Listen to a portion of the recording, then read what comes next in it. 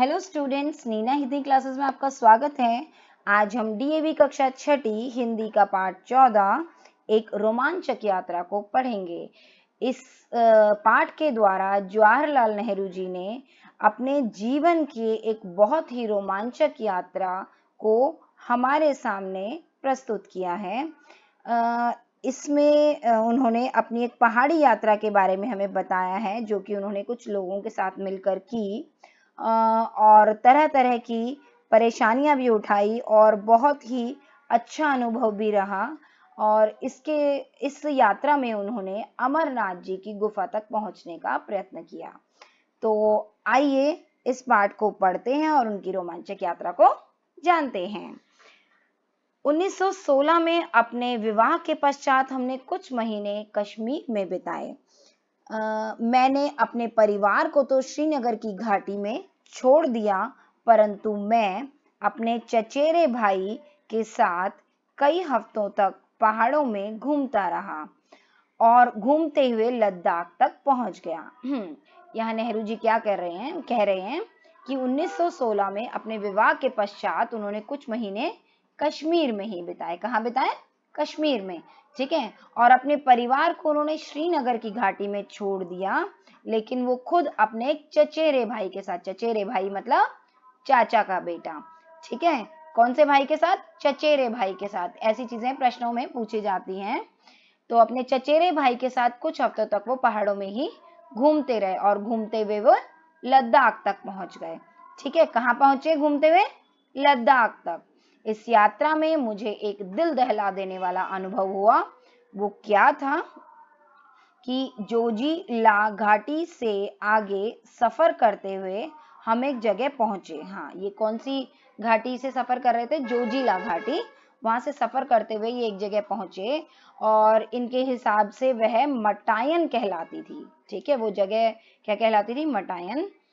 हमसे ये कहा गया था कि अमरनाथ जी की गुफा जो है वो यहाँ से सिर्फ 8 मील दूर है, ठीक है। इन्होंने किसी से पूछा तो इनको ये पता चला कि अमरनाथ जी की गुफा वहां से सिर्फ 8 मील दूर है, ठीक है। यह ठीक था कि बीच में हिम से ढका हुआ एक बड़ा पहाड़ पड़ता था जिसे पार करना था, लेकिन उससे क्या, 8 मील होते ही क्या है, ठीक है।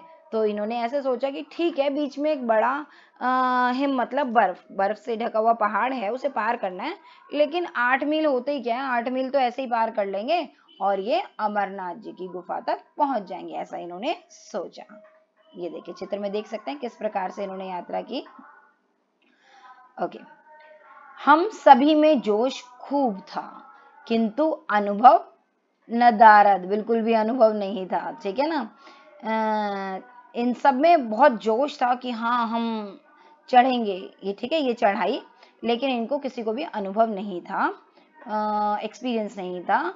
हमने अपने तंबू, डेरे मतलब कि जहां पर डेरा लगा ले, कुछ समय ठहरा जाता है, तंबू टेंट सा जो लगा लेते हैं, जो 11,500 फीट की ऊंचाई पर थे, छोड़ दिए, ठीक है। 11,500 फीट ऊंचाई पर इन्होंने अपने तंबू बना रखे थे, जहां पर ये रुके हुए थे, वो इन्होंने छोड़ दिए इस यात्रा को करने के लिए। हम एक छोटे से दल के साथ पहाड़ पर चढ़ने लगे, ठीक है।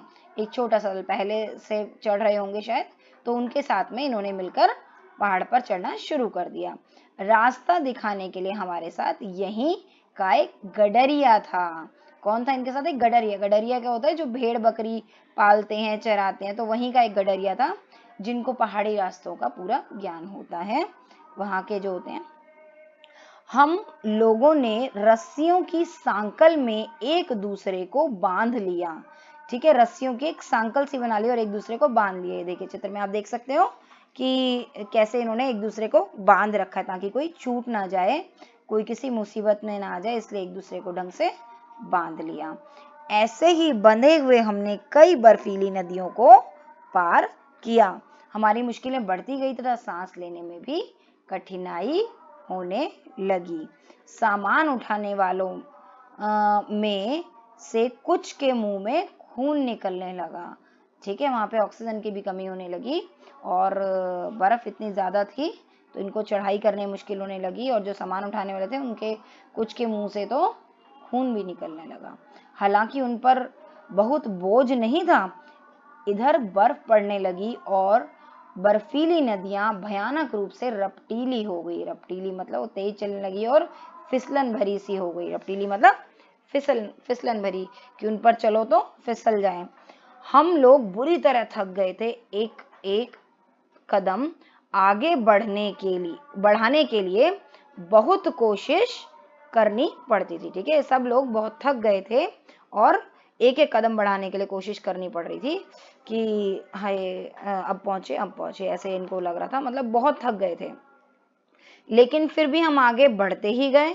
हमने अपना खेमा सुबह 4 बजे छोड़ा। अपना वो जो तंबू इन्होंने बनाया हुआ था वो सुबह 4 बजे छोड़ दिया।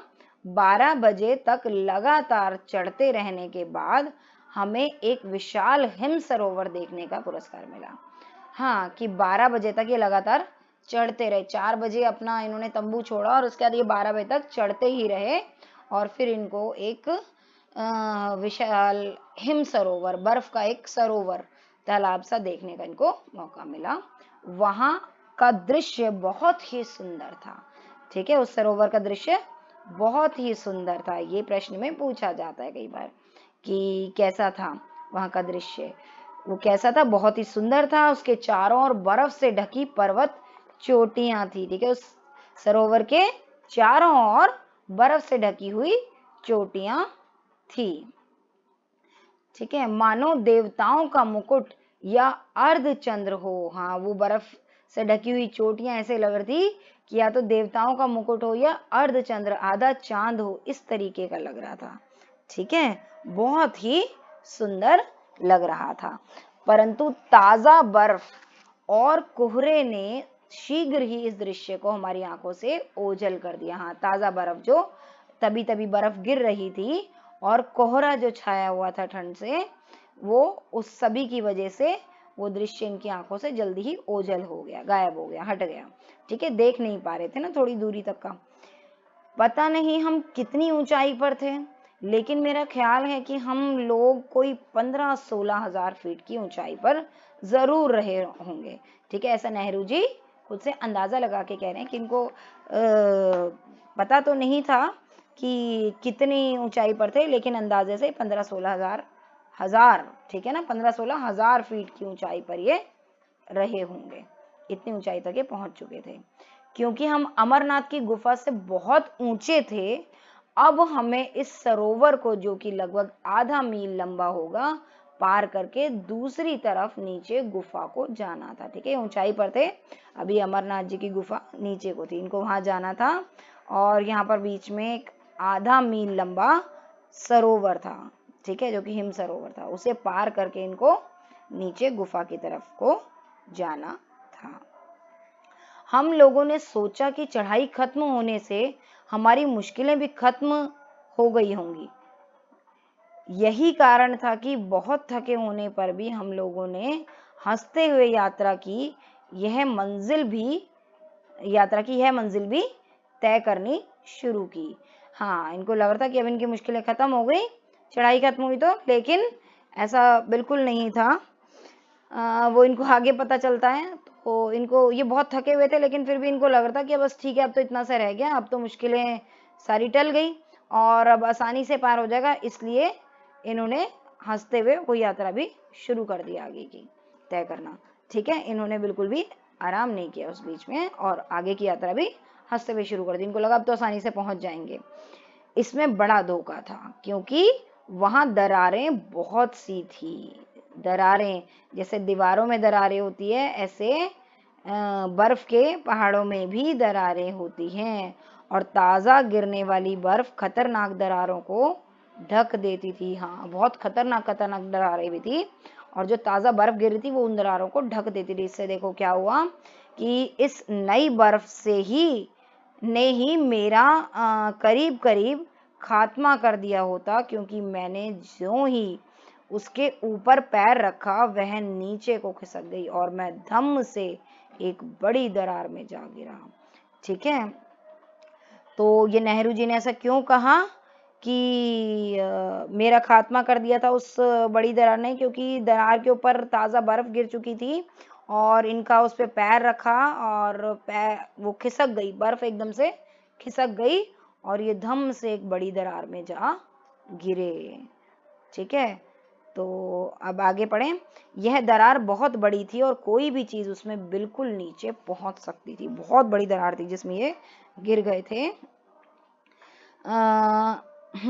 लेकिन मेरे हाथ से रस्सी नहीं छूटी। हाँ, इन्होंने रस्सी नहीं छोड़ दी है। देखो ये आप देख सकते हो चित्र में, ठीक है ना, कि उसमें गिर गए लेकिन इन्होंने रस्सी नहीं छोड़ी थी, रस्सी पकड़े रखी। मैं दरार की बाजू को पकड़े रहा, दरार की बाजू को भी देखो, सबसे ऊपर उस पे हाथ रख रखा उन्होंने, ठीक है, पकड़े रहा और ऊपर खींच लिया गया, क्योंकि रस्सी बंधी हुई तो बाकी साथियों ने इनको ऊपर खींच लिया। खींच रहे हैं ना रस्सी के द्वारा, ठीक है, तो इनको खींच लिया। इस घटना से हम लोगों के होश तो उड़ गए थे, फिर भी हम लोग आगे चलते गए। हाँ, होश उड़ गए थे भाई, दरारों की वजह से ऐसा हो जाता है, ठीक है ना, लेकिन फिर भी आगे चलते रहे। लेकिन दरारों की तादाद, जो उनकी संख्या थी, दरारों की तादाद मतलब संख्या, वो और उनकी चौड़ाई आगे जाकर और भी बढ़ गई, कि अभी तो छोटी थी, आगे और चौड़ी चौड़ी दरारें और उनकी संख्या भी दरारों की बहुत ज्यादा बढ़ गई थी। अब वो बहुत मुश्किल हो गया था। इनमें से कुछ को पार करने का कोई भी साधन हमारे पास नहीं था। ठीक है, कुछ दरारें तो ये पार नहीं कर सकते थे क्योंकि उनके पास कोई साधन नहीं था कि किस तरीके से पार करें, या तो कुछ ऐसा ये लाए होते कि जिसके द्वारा ये पार कर पाते। इन्होंने तो अचानक शुरू कर दी थी ना ये यात्रा, ठीक है, तो इनके पास कोई साधन ही नहीं था उन चौड़ी चौड़ी दरारों को और गहरी दरारों को ये कैसे पार करें। इसलिए अंत में इन लोगों को थक हार के हताशी लौटना पड़ा, मतलब निराश होकर इनको लौटना पड़ा। ठीक है, इस प्रकार अमरनाथ की जो गुफा थी वो इनको अनदेखी रह गई, मतलब ये देख नहीं पाए, क्योंकि आगे जो थे वो अंत में बहुत बड़ी बड़ी दरारें थी, उनको पार करने का कोई साधन ही नहीं था, करते कैसे, फिर आगे चलना तो इसका मतलब खुद मौत के मुंह में हाथ डालना था। इसलिए इनको उस यात्रा को वहीं खत्म करना पड़ा और वापस लौटना पड़ा। तो बच्चों, वीडियो कैसी लगी, उम्मीद करती हूँ पसंद आई होगी। अगर आपको मेरी वीडियो पसंद आई तो इसे लाइक, शेयर और सब्सक्राइब जरूर करें। धन्यवाद। जल्द ही मिलते हैं अगली वीडियो में।